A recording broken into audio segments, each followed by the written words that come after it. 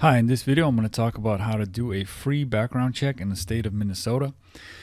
To get started, visit minnesotapublicrecords.com. I'll have a link in the description. You can click on that or just type this into your browser. On the home page, you will notice quite a few public record databases, and I'm just going to talk about a general background check and the resources the public has available to them to just perform everyday types of checks depending on the situation. Now, one situation that comes to mind is, let's say you have a big project you want to do, maybe put some money into your house, and you want to hire a contractor. Now, one of the things that you could do is you could verify his license. So there's a database for that where you can look him up, make sure there's nothing wrong with the license, see how long he's had it for, everything is paid for. You can also do the same thing with a business name. You could type in a business name or maybe the owner of a business name, make sure everything is legit, everything is paid for, see how long they've had the business for, make sure there's no issues. And all of these databases can be researched for free at the state level. One other thing you can consider is actually doing a court record check, and maybe look for civil records, financial lawsuits, and particularly financial lawsuits related to the business practice.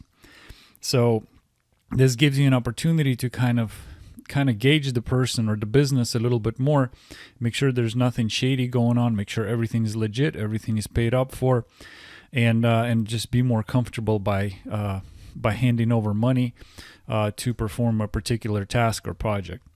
Now, when it comes to background checks, so this is just one of the tools that you could use in everyday situations.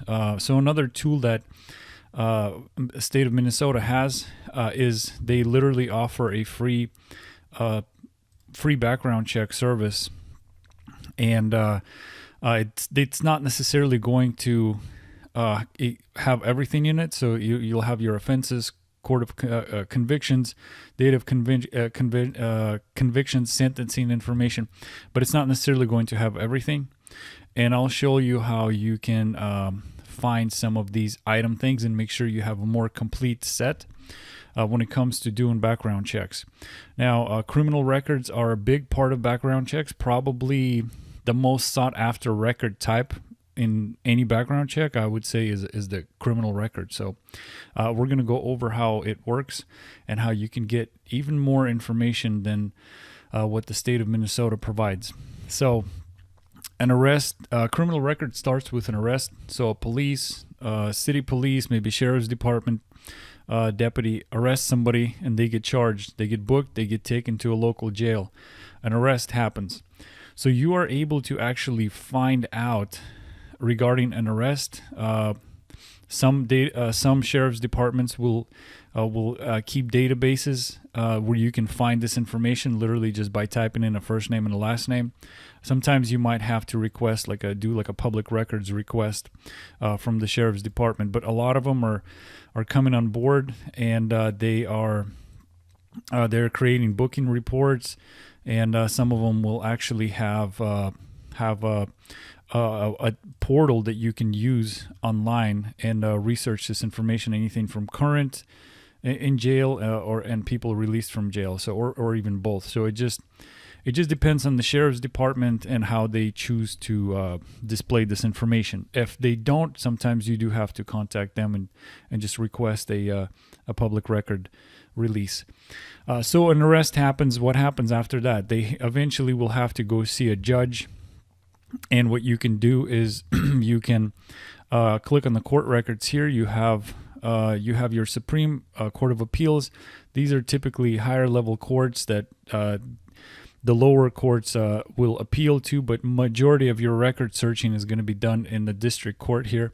Now they cover felony, lesser level crimes, traffic, things like that. So that's what you want to look at, and you can research this information for free. So just click criminal, and and then you can search by, if you got a case number, or you can also just search by name, select defendant, and you can do both businesses and just the individual, so whatever it may be. And this gives you all the court records. So it isn't just whatever the state necessarily selected, it's just everything that is on file. So some cases could be sensitive and maybe the information doesn't get released, but typically whenever somebody sees a judge, it's in general it's going to be considered a public record, and you should be able to access it. Now, once the person sees a judge, there's going to be either a no guilty or a guilty verdict, and they're either going to pay maybe a fine, or maybe they'll spend some time in prison or jail. And so you can also look this information up. If they're going to be serving a sentence of over 12 months, typically it's going to be in the prison, and that would be managed. Those facilities are managed by the Department of Corrections in Minnesota. And so they also have a database that you can use, and I can quickly just try a very general name here and see what pops up. Maybe there's going to be too many results. That's why it's loading for a little bit longer here. And so you got a mugshot, you have your personal information, and then of course you have your different offenses. There's also a court file here if you needed to maybe look up additional details. So you have an opportunity to access this database as well, and it's free. So anything from arrests down to the court level, and then after they're serving their time, you're able to research these records with multiple free databases available at the state level in Minnesota. And another thing to consider is the name search on top. Now what this does is it pulls records, public records, court records, real estate records, criminal arrest, financial records, plus it has access to private databases like cell phone records, previous addresses. But it doesn't just pull records from Minnesota, it goes outside the state too. So you get more of like a nationwide look into someone's past, not just criminal records, but financial information, all kinds of things. So for example, why would that matter? Well, first of all, it saves you time. You're not jumping around from database to database. But another reason would be if, let's say, somebody's living in Minnesota now, but they had lived in Indiana before, or North Carolina, for example, and they had a criminal record there.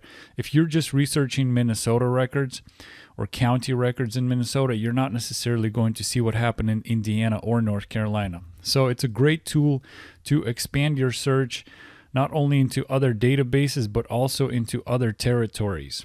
So people do move around, and it's a great tool to have in your arsenal when doing a background check.